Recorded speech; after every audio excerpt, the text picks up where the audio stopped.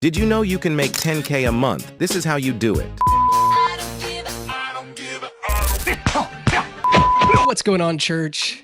The robots have officially taken over, and not in a cool Skynet versus John Connor kind of way. Actually, in a YouTube Shorts kind of way, where Family Guy characters are voiced over by AI talking overlaid Minecraft parkour backgrounds. If you're over the age of 30, that probably sounded like nonsense to you, and I envy you.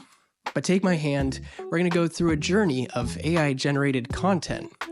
For reference, this is what the internet looks like now. All right, on my way to get Stewie from daycare.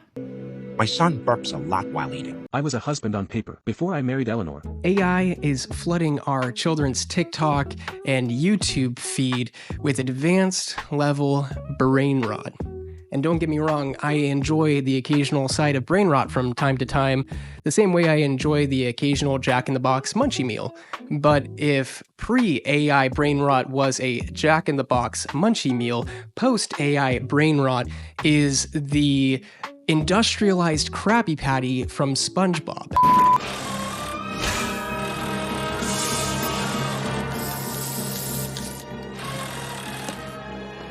Where's the love? I'm Zach Taylor, and this is a disciple's perspective on AI-generated content.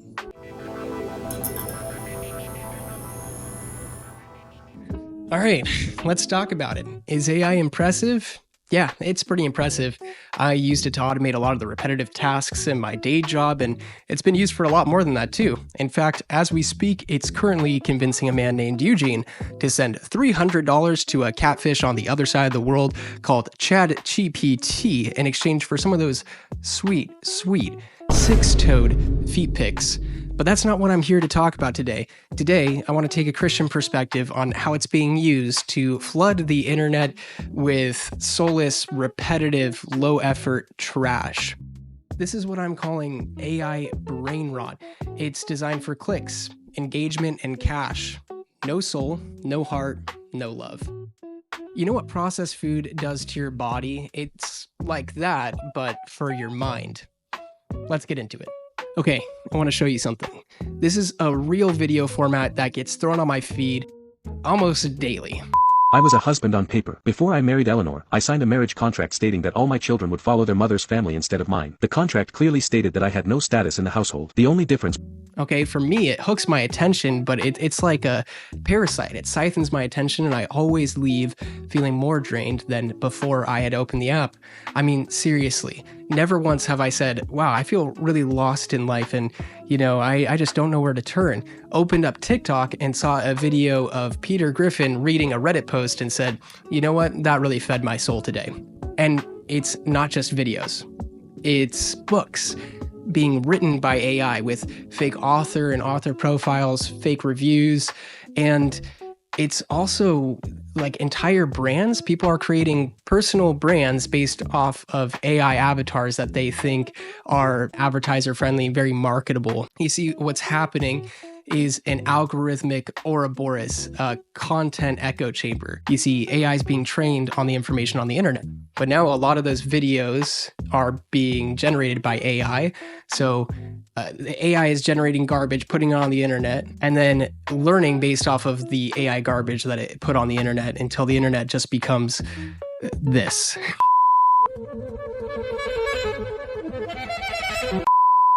I like to sniff my hair. I like to sniff my lip. Sorry I had to show you that, but I hope it got you thinking. You know who loves the AI brain rot era? Grifters, scammers, people who like to sit in their garage and consume knowledge.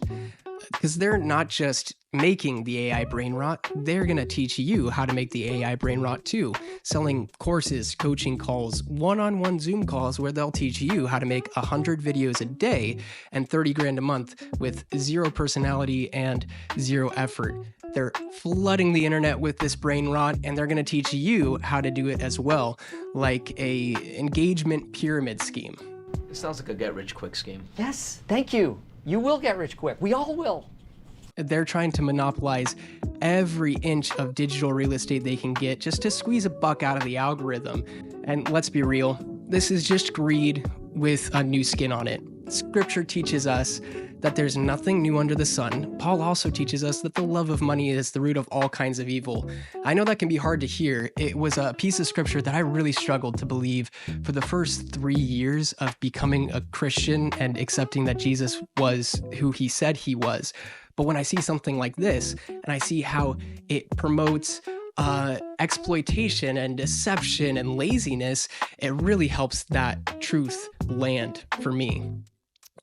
Look, instead of stewarding their creativity, their God-given enterprising spirit, they're exploiting a system and just trying to take the easy way out, when the reality is, believe it or not, God designed us to do incredible things, incredible work, and we can only tap into that when we stop creating for views and we start creating for God. And that means not pumping out AI garbage. Instead, it means using your tools, including AI, with integrity.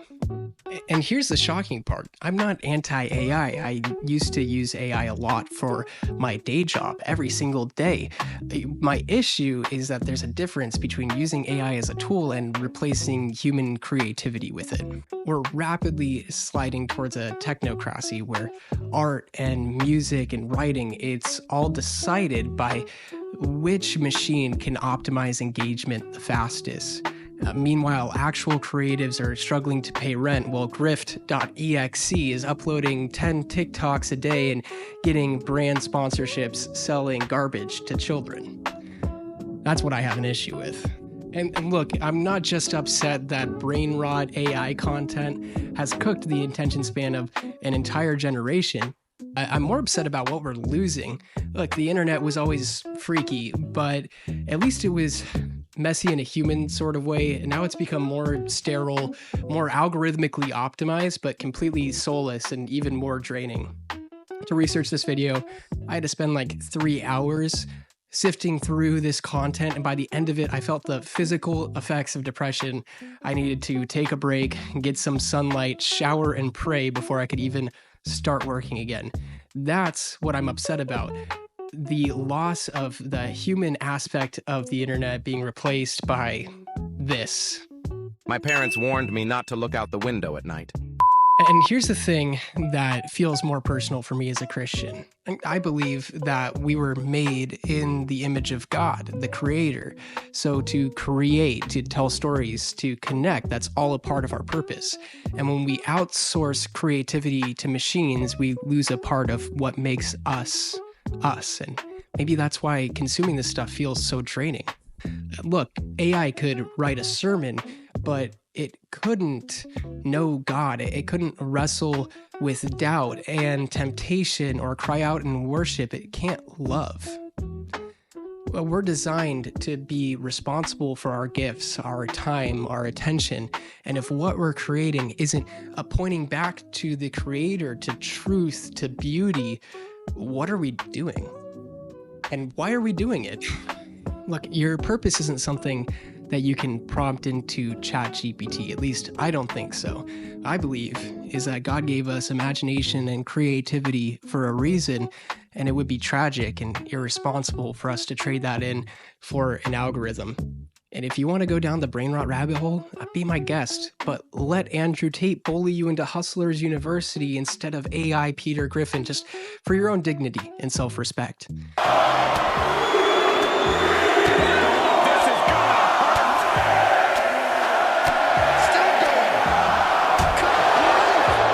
Anyways, next time we're going to be exploring some of the predictions around the future of AI, some conspiracy theories, and some really terrifying realistic predictions, like what happens when AI becomes society's source of truth.